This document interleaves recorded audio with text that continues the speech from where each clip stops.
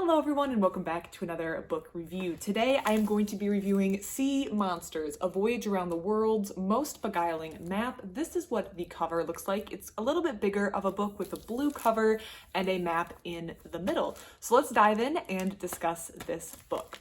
This book is focused mostly around one map that was written, designed, drawn in a time where the world was changing, at least in Europe, from the medieval era to the Renaissance. So we were experiencing a shift, and the map that this book focuses on was written by or drawn or developed by Olaus Magnus, who was Swedish, I believe.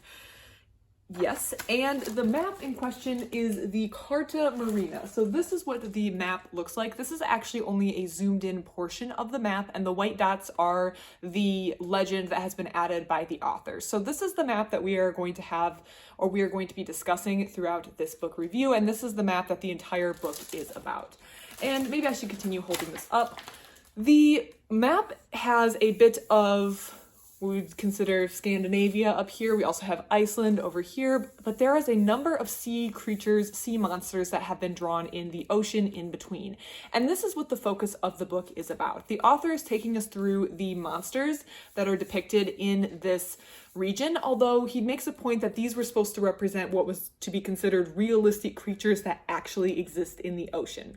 So the world at the time that the Carta Marina was being drawn was kind of in transition from the medieval to the Renaissance. So this map occupies a very unique time in history, and they were still believed that many of these things were actually present in the sea. Many things were not maybe disproved to have existed, or they're depictions of things that actually do exist. And as time progresses, we became, I say we as like humanity, did more scientific exploration, we confirmed some of these things, and we denied the existence of other of these things. But overall, this map occupied a very unique time in history between medieval and Renaissance, and kind of represents the worldview of this unique time in history.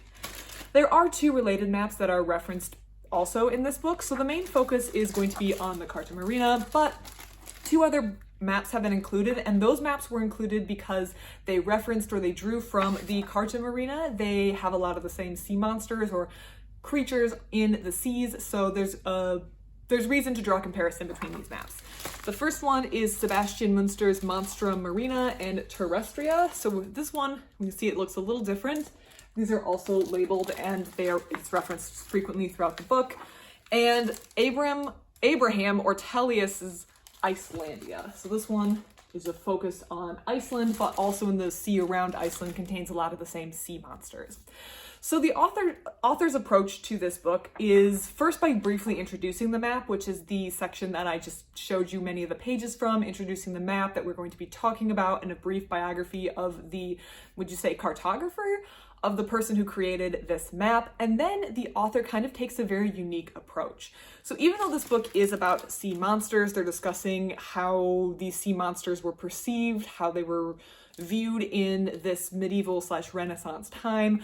The book also focuses on the art of the map. So the author is going to take us slowly through this piece of art, or through this map, I should say. And the author does this by charting a mythical voyage of sorts through the map.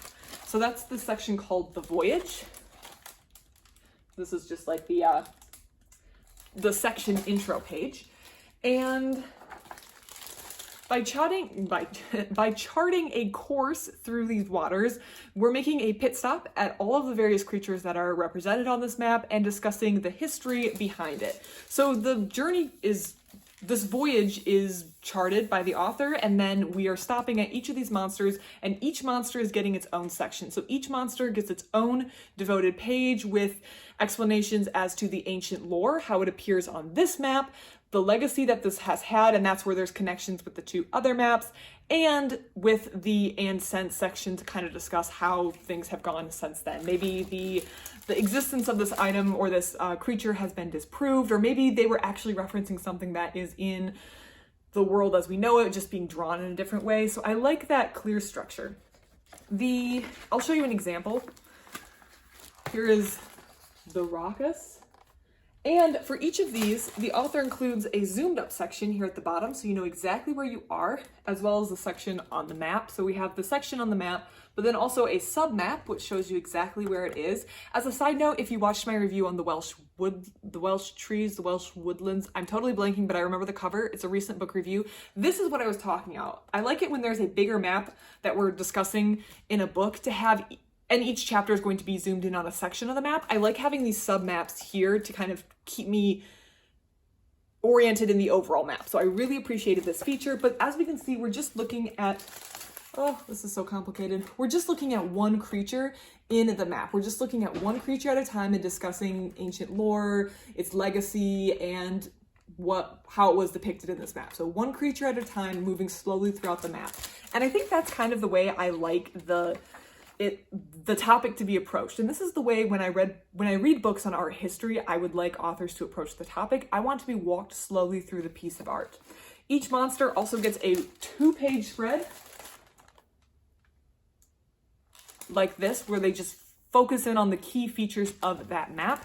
And also, besides just the depictions on the map, the author is including a lot of other depictions of related creatures or things that may relate to the monster in question in their discussion.